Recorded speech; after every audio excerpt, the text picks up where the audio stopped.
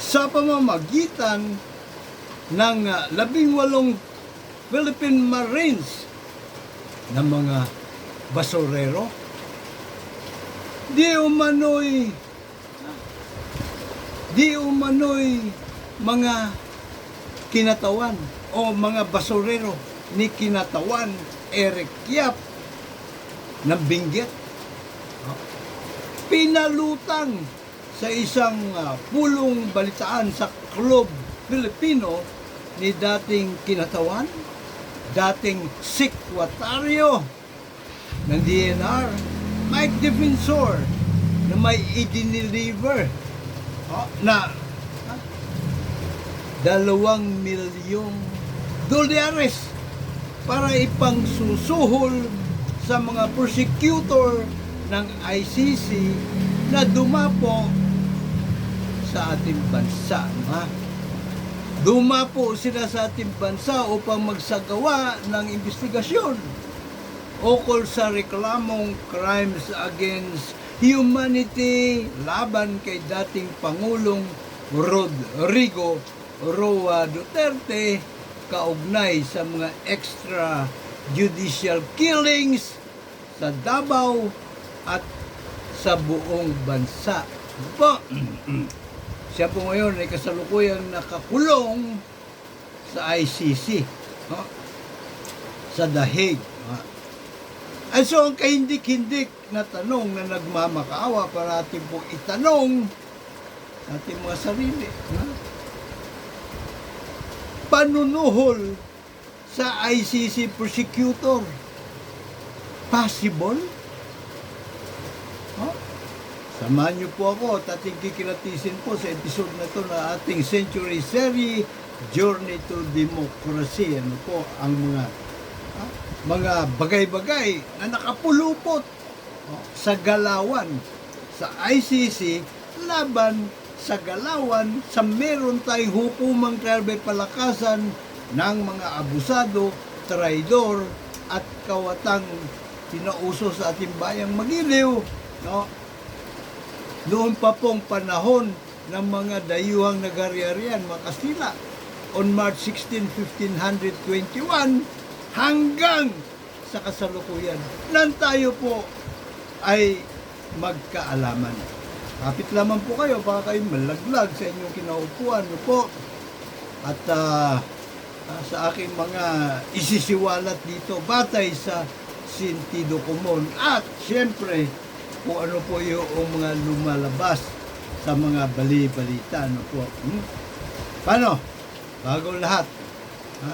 Bago ang lahat, mga luma ay dapat na natin palitan pagsapit ng eleksyon o halalan 2028. Pahirit po muna ng suporta. Ang inyo pong pag-like, share, at pag-subscribe sa ating YouTube Juror Advocacy Channel, malaking ambag na po para po sa ating dakila at dalisay na advokasya. Ano pong advokasya ang ating sinasabi? Ang pagpapatuloy ng diwa, dakila at dalisay na diwa ng himagsikan ni Nagat Andres Bonifacio na sinuportahan na sandamakmak halos lahat, kundi man lahat ng ating mga ninunong katipunero sapagkat malinaw na maliwanag pa ang layunin. Makapagtatag ng malayang bayan, mas pinalawak na sangguniang bayan sa pagitan ng mga nanunungkulan at ng mga soberanong mga mamayan at back to basic justice system. Hukumang balangay o trial by jury of we, the sovereign Filipino people, justice system. Siguro, nagugulat kayo, nagtataka kayo, may ganon? Opo, may ganon. Hindi nga lamang tayo iminulat ng Department of Education ba yun? Hindi sa education Hindi sa education, hindi po edukasyon na binigay sa atin. Kung hindi, tayo ay inuuto, binubuyo, Ini-indoctrina. Department of Indoctrination. Hanggang dyan na lang kayo. Alipin kayo habang buhay. At biyan. Kahit na nandun na kayo sa kabilang buhay, alipin pa rin kayo. Ayan po. Ang inukil-kil sa kamalayan natin. Kaya hindi po natin alam, di ba? Na hukuman trial by jury pala ay sinulong ni Gat Andres Bonifacio pa 133 anyos ago. So, like, share, subscribe po sa ating YouTube Juror Advocacy channel. Sapagkat ito pong ating adhikain rito ay tunay naman nakapakipakinabang para sa halos lahat, kung hindi man lahat tayo makinabang sa hanay ng 99.9% puwersa at sa puwera. So, sige, tara na! Tara na! So, ipaghambing po natin yung dalawang sistema ng paggawad ng katarungan. Dali mo na, check that out. Isa lang pala. Yung isa ay sistema ng paggawad ng katarungan. Yung pangalawa ay sistema ng paghahari-harian. Yan palakasan. Sistema ng hukumang palakasan na kontrolado ng mga abusado, traidor at mga kawatan na nagpapanggap na mga politisyan sa buong pamahalaan. So, umpisan po natin, appointment. Paano ba ina-appoint ang isang prosecutor? Siyempre, palakasan. Kung sino ang appointing power sa atin pong bayang Mag-Ilaw ang nag-a-appoint, siyempre, yung Pangulo. Pero yung Pangulo, siyempre, may mga galamay yan. May mga kasapakat yan, mga politiko din. Madalas dyan ay yung pong may mga political dynasty na mamando, may sapat na kapangyarihan para babuyin ang kalakaran ng demokrasya sa kanilang mga bayan, lalawigan, or lungsod, Kumbaga, kontrolado po nila ang Comelec doon, kontrolado ang pulis, kontrolado ang mga militar, kontrolado ang lahat ng mga ahensyang lokal, para maisakatuparan nila ang pandadaya sa halalan. Manufacturing of votes. Ngayon, mabilis na lamang po ngayon yung manufacture ng mga boto gamit po ang mga electronic or mga application. Vote counting application. So, Pangulo po nag-appoint at siyempre may mga bumubulong sa kanya. Boss, pasok mo nga dyan sa DILG yung ungas kong tauhan. Kasi napapakinabangan po ito Diba? Kahit ano yung pagagawa ko rito pagdating ng halalan para sa anak ko doon sa Cagayan de Oro, kayang-kaya niyang gawin. May influensya ito roon diba? Saka alam niya kung paano pasikot-sikot kung sino dapat na kalabitin, sino dapat bigyan ng sobre. Yung ganun. Alam niya ito. Kaya yung prosecutor ito. Sa Department of Justice. Ganon din ng mga prosecutor doon sa ombudsman. Dalawang klase yung prosecutor natin dito May taga-ombudsman primarily para sa mga kasong katiwalian, anomalya, korupsyon, at yung Department of Justice sa mga kasong pangkaraniwan. Except corruption, siyempre. So ngayon, yan ang kalakaran. Palakasan. Boss, atin to. Lagay mo doon. Kahit ano ipagawa mo rito. Puro tango ang alam nito. Hindi marunong umiling ito. Sige. Pero siyempre, siguraduhin mo lang na talagang puro tango lang alam yan. Dahil sa sandaling umiling yan, si vacation kagad na abutin yan. Diba? So, ganun ang kalakaran po. Paano naman ang kalakaran ng appointment doon sa ICC? Meron silang kung tawagin ay Parties of Countries General Assembly. Ito po yung mga bansa na kasapi sa the Rome Statute. ICC. Sila po ang nagdidesisyon, no? Ano siya, absolute majority, botohan na secret balloting ang ginagawa po nila. Pero bago ka po, siyempre ma-appoint doon, kailangan i-appoint ka ng isang party country, no? Isang bansa na bahagi na kasama, nakapirma doon sa the Rome Statute, no? Signatory. Pag ikaw po ay kanyang rekomenda, siyempre lalapag na po yun doon sa kanilang siguro group chat or what have you, no po, sa kanilang website. O ito, may nirekomenda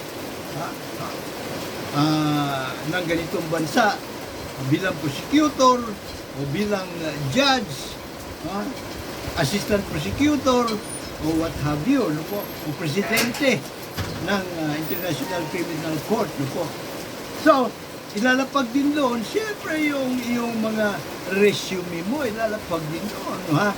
At ang unang-una, siyempre nilang titingnan ang iyong kaalaman sa international law. Oh? Pagkatapos ng iyong kaalaman sa international law, sisipatin din nila ang iyong mga records, ang iyong dignidad, no po? Ang iyong mga pinagagawa sa loob ng ilang panahon, no, ha, na ikaw ay nagpa-practice, no, ng abogasya, habyo, no po. So yan ang isa din ang pinagbabatayan. And then, pagsapit ng kanilang General Assembly, either regular o kaya ay special General Assembly, no po, magbubutuhan ngayon sila, no? Kung sino yung mga rekomendado, doon sila mamimili kung ilan ang napagkasunduan nila na idadagdag, no, doon sa mga bilang judges, bilang prosecutor, no po, conforme sa pangangailangan nila. Either idadagdag doon sa bilang na napagkasunduan, unan na napagkasunduan, dahil kulang, o kaya ay pamalit doon sa mga retired na. At kapag ikaw ay nakatalaga na po doon, wala ka ng iba pang trabahong papasukin na kung hindi ako ka na ron. Kumbaga full-time job ka na ron sa iyong posisyon sa ICC. Hindi ka na po pwede mag-sideline. Pero, siyempre, tuloy pa rin ang pagkilatis sa'yo sa mga pinagagawa mo. No, ha? Siyempre, may mga bansa na kasapi, ha? Yun ang unang-una naman nagkikilatis sa mga kilos at galaw mo. At kapag meron silang nakita anomalya sa mga pinagagawa mo, aba, ang birang pati, so irerekomenda ka nila doon sa Pangulo ng ICC o kaya sa lupon na kumikilatis doon sa mga para tanggalin ka sa pwesto. Kung meron namang bansa, no, ha, katulad dito, sina Dipensor, nagpalutang na ito'y sinuhulan ng $2 million. Ano po? Pwede mo idulog yan doon sa presidente ng ICC. At sasabihin mo, pwede ba, tanggalin nyo na itong prosecutor na to. No, ha? Sipakin nyo na to dahil ito ay gumagawa ng anomalya. Hindi gumagawa ng kanyang tungkulin, ano po, alinsunod sa mga kalakaran, patakaran sa ICC. At siyempre, iimbestigahan yun. No, ha? Susuriing mabuti, kikilatising mabuti bago magpasya ang ICC kung siya ay sisibakin o hindi. O ngayon, nagsalita na yung ICC, di ba? Walang dahilan upang yung prosecutor ay pagdudahan. Ano po? So, unang hakbang pa lamang po, appointment pa lamang po, siyempre, qualification, nabanggit na po natin. Ano ang tungkulin ng prosecutor? Dito po sa atin, ang prosecutor ng DOJ at prosecutor ng Ombudsman, sila din po, bukod sa nag-iimbestiga, nangangalap ng mga ebidensya, ng mga testimonya, ukol doon sa kanilang iniimbestigahan, sila din po ang nagdidesisyon kung meron o walang probable cause. Tama? So yun, Kaya mabilis na lutuin eh. Kasi sila nag-imbestiga. Sila din ang humuhusga kung may probable cause o wala. Ano naman sa ICC? Sa ICC po, independent itong prosecutor. Hindi po sila under ng pre-trial chamber, ng trial chamber, ng appeal chamber. Hindi po sila under doon. Independent, malaya po na nagagawa ka ng tungkulin. Pero, wala po silang karapatan na magdesisyon kung may probable cause o wala.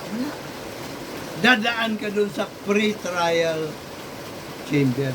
Ang pre-trial chamber ang siya ngayong magdidesisyon katulad ng nangyari sa kaso ni Digong na matapos na ilapag ang kanilang mga argumento,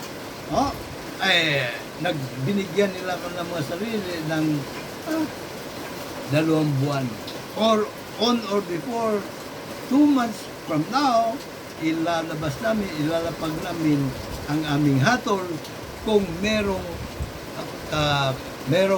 sapat na batayan para ipagpatuloy ang paglilitis kay Karma Digong. So nakita po ninyo, magkaiba po ang tungkulin ng prosecutor at ng pre-trial chamber. Sa madaling salita, kahit suhulan mo, Mike Defensor, makinig ka Mike Defensor, kahit suhulan mo, ng 10 milyones pa, itong mga prosecutor, kung wala namang laman ang kanilang mga ebidensya na kalap pabor o kontra kay Karma Digong, o kung wala silang sapat na ebidensya para ipagpatuloy ang paglilitis kay Karma Digong, sisimplang pa rin sa pre-trial chamber. Nakita niyo ang beauty. Pero wala nga ba? Admission against interest. Napakatindi po yan, napakabigat po yan. Batayan in finding of probable cause. Ito, sapat na sustansya lang po, tama na. Tuloy ang paglilitis. Doon sa paglilitis, doon mo na ilapag lahat ng mga masustansya mong pangontrang ebidensya. Hindi mo ba? So, malamang, mga 99.9% tuloy ang paglilitis kay Karma Digong po. So, nakita nyo na yan, Mike Defensor. At yung iba pang mga mga ungas na nagsasabi, na sinuhulan o naniniwala dun sa palutang, mga lutang nga kayo, po. So, pagkatapos nun, transparency, obligado din po, itong dito sa ating mga prosecutors, DOJ man, ombudsman, alien po sa kanila ang salitang transparency. Wala sa kanila po yun. Kasi sila lang nakakaalam kung anong klaseng investigasyon, kung anong klaseng mga ebidensya ilalapag nila. Sila lang may alam. Kung paano nila inimbento yung ebidensya, sila lang may alam. Dito po sa ICC, hindi. bubulatlatin.com ng pre-trial chamber ang lahat ng ebidensya na nakalap. Kamukha nung ginawa nung nakaraan. Bago maglapag kung may probable cause o wala. Kung indictment o clean bill ang ilalapag ng pre-trial chamber. Accountability. Ito pong ating mga prosecutor sa DOJ at Ombudsman, accountable lamang sila sa presidente.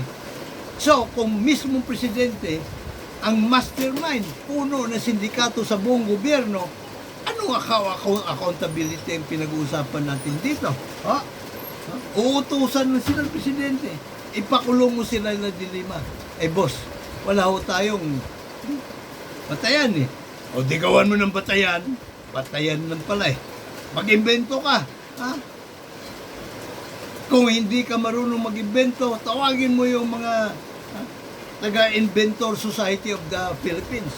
Magpaturo ka kung paano mag-imbento ng kaso.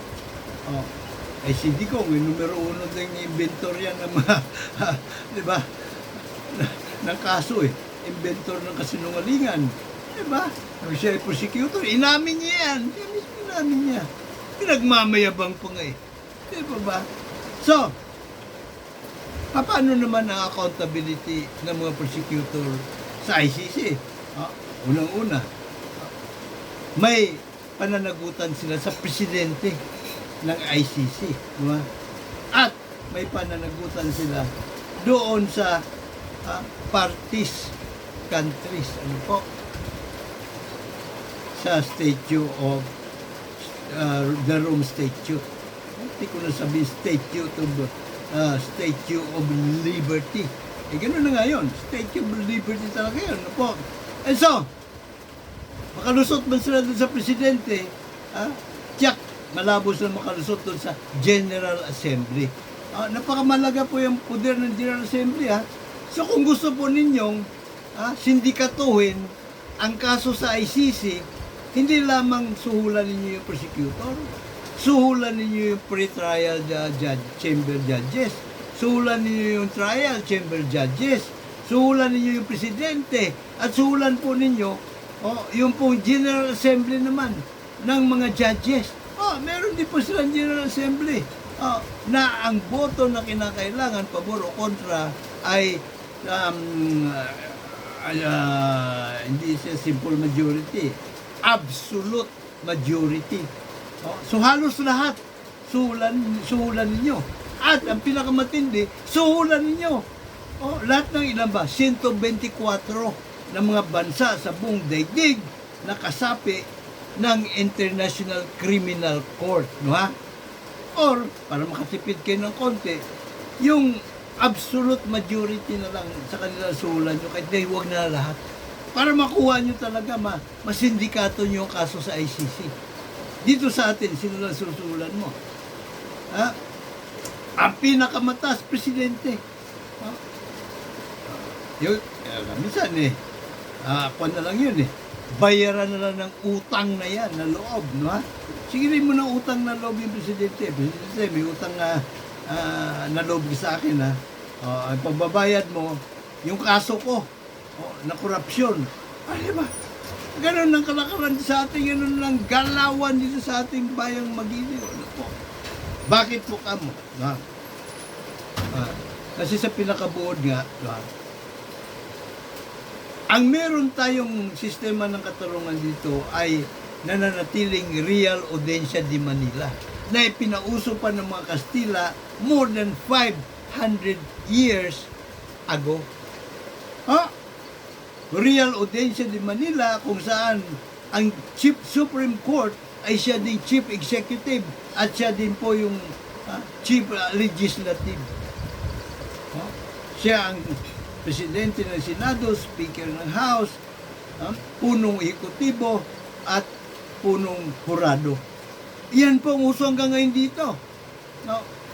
Iminulat na tayo ng Amerika sa demokratikong hukuman trial by jury of we the sovereign Filipino people at 133 anyos ang nakalipas, yan pa inilapag. Buwis buhay na pinaglaban ni Nagat Andres Bonifacio, 10 ng ating mga ninunong katipunero, pero pinaslang si Gat Andres Bonifacio. At pinaslang ang pangarap Pinoy ng mga pagtatag ng mga tarungan at mga taong lipunan powered by hukuman trial by jury of the sovereign Filipino people justice system. At hanggang ngayon, patuloy na pinapaslang ang makatarungan at makataong lipunan na dapat ay noon pa'y naitatag na. Hindi sinama sa 1898 Constitution, malulus Constitution, sa Bill of Rights, ang karapatan sa trial by jury. Nating mga soberanong mga mamamayan. Hindi rin isinama sa 1935 Bill of Rights, sa 1935 Constitution, ang karapatan sa trial by jury. Ganon din ang nangyari nung nilibag ang 1973 Constitution. Yun din ang nangyari nung nilimbag ang 1987 Constitution. Nakita nyo na ang linaw-linaw po kung bakit sa laula ang ating lipunan, bakit namamayagpag at di napapanagot ang mga abusado, traidor at kawatan sa buong pamahalaan. Sapagkat kontrolado po nila hukuman trial by palakasan na pamana ng mga dayuhan na kinupkup naman, niyakap at ipinairal ng naghahari-harian ngayon sa ating bayan na at least mismong mga kababayan. Simpleng-simple lang po, lamang po, sentido común lang. Oh, ng pagkaraniwan tao, even a 7-year-old idiot, gamit ang kanyang sentido común, alam niya na hindi napapanagot ang mga salot na kurakot sa hukuman dahil may palakasan ng mga abusado, traidor at kawatan na kuno yung mga politisyan na siya pa rin uso sa ating bayang Magiliw. Simula nun hanggang ngayon. Dito po sa amin, exhibit number 1. Dito po sa Dika Homes Mikawayan Subdivision. Dalawang beses binaboy ng DHSUD ang IRR ng Republic Act 1904, Magna Carta for Homeowners and Homeowners Association, para paboran ang HUAD, Deka Hoa Homeowners Association. Nirevise po nila ang IRR ng RA 9904 noong 2021 at isiningit po nila ang Section 30 na maaari pong may bigyan ng karapatan o may otoridad ang mga developer o project owner na mag-organisa, mag-initiate organization of homeowners association. Among yung sa section, kasi po yung Section 30 wala po yan sa batas ng RA 9904. Isiningit nila, no? At ipinasok nila doon ang Section 30 ng Presidential Decree 957 ni Apo Marcos na talaga namang meron. Pero hindi na isinama doon sa RA 9904. Pero isiningit nila sa IRR. Ano nakalagay sa Section 30 ng PD 965, 957? Otorisado. Or, hindi na otorisado. Minamanduhan ang mga developer, owner ng subdivision o condominium mag-initiate organisasyon ng HOA. Among, may pasumali may preposition, buyers and residents. Ano ginawa nila? Yung po mga tauhan nila, ginawa po nilang mga peking buyer at mga residente. Yan yung una nilang pambababoy sa RA 9904. Pangalawa, ni-revise na naman nila 2024 ang IRR ng 9904. Isiningit yung Section 95. Binigyan nila ng karapatan ang kanilang sarili, no, bukod sa magdeklara na functos officio ang mga ungas, inutil at mga huwad ng homeowners association, no? Binigyan nila ang karapatan kanilang sarili. Nawala din sa batas sa RA 9904 na sila ay magtatag, magbuo, no, ng interim board na siyang magpahalalan. Para buhayin yung pinatay na nila na huwad na Deka Homes Subdivision HOA. At isiningit din nila sa Section 70 ng IRR na pwede lang tumakbo bilang kandidato, bilang member ng asosasyon, baka may karapatan kong kandidato at bumoto, ayun po mismong registered owner, yung kanyang asawa, yung kanyang kinakasama, o yung kanyang mga anak. Wala din po yan sa mismong batas. Pero nakalimutan nila. Meron palang Section 4, D, no? Section 4, paragraph D, numbers 1 and 2, na po pwede talaga ang mga magulang at iba pang legal na naninirahan, mga nangungupahan sa unit na may-ari.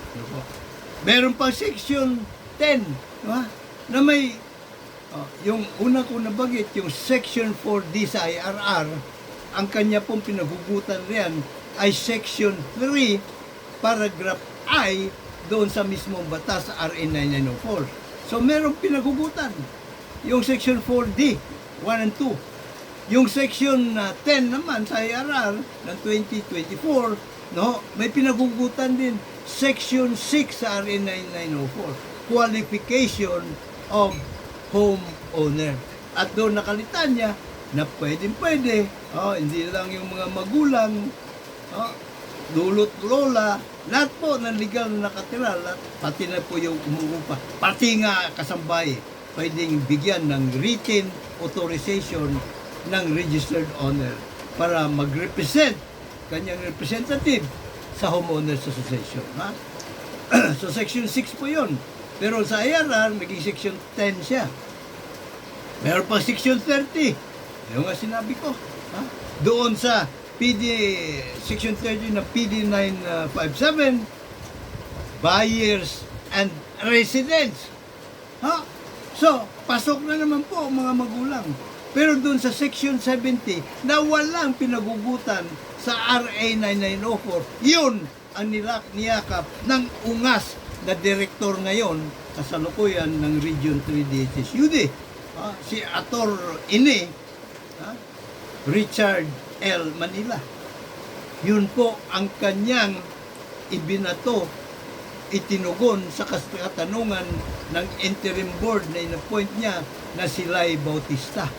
Nung tinanong ni Lai Bautista, ano ba ang dapat nating sundin dito na patakaran? Sabi niya, ito sundin mo, section 70. Pero doon sa sagot niya sa akin, ang kanya namang cited doon, yung pong section 4, o hindi section 4, D, yung section 6, section 6, na may batayan sa RA 9904. Kao nga sa... ngayon, may nagkakagulo na naman doon Homeowners Association sa gawin ng San Francisco del Monte, Bulacan. Kasi, yung isang opisyal ng DHSUD ang binigay na reference sa pwede tumakbo yung mga magulang, yung pong section 4D. Nung magtanong uli sila doon, ang ginamit naman, ang sumagot, yung ungas na director, si Manila, cited niya naman yung section 70 na walang kaugnayan sa batas. Pambirang patis. Dapat po mo, kung hindi masibak at madisbar. Kasi bilang abogado, officer of the court ito, kailan pa iralin niya yung rule of law. At hindi mo po pwede sabihin na hindi ko nalaman yung mga yan, di ba? Nakaligtaan ko yan. No way, Jose. Because ignorance of the law excuses no one from compliance thereof. Ator Ine Manila. And so, paalala naman po. Ang paalala ay gamot sa mga taong nawawala sa wisyo. Gamot sa mga taong di na nag-iisip. Gamot sa mga taong nakakalimot. Gumamit ng sentido umano. Ang sabi po ni Gato Jose Rizal, walang mga alipin kung walang paalipin. Ang sabi naman po ni Edmund Burke, na malamang dito din po hinango na ni Gato Jose Rizal ang kanyang sentido umano po, pagkain pangkaisipan. For evil to triumph, it is enough for good men to do nothing. Ako naman po ay medyo napatuga-tuga din, na maglapag ng aking kilatis pagkain pangkaisipan. Kibo! Sandamakmak na matitino upang ang ilang may sungay, wag nagtatagumpay. So, dapat lang. Juror ka. Ako pa rin po inyo lagi nakandang maglingkod, Mr. Juror, Dr. Sixto Kitkilatis Lagare, PhD Public Administration, honoris causa. Ladies and gentlemen of the jury, Decanians, Pwersa 99.9% at sa Puera, sa Luzon, Visayas, Mindanao, maging sa buong mundo, may God bless us. May God bless Philippines.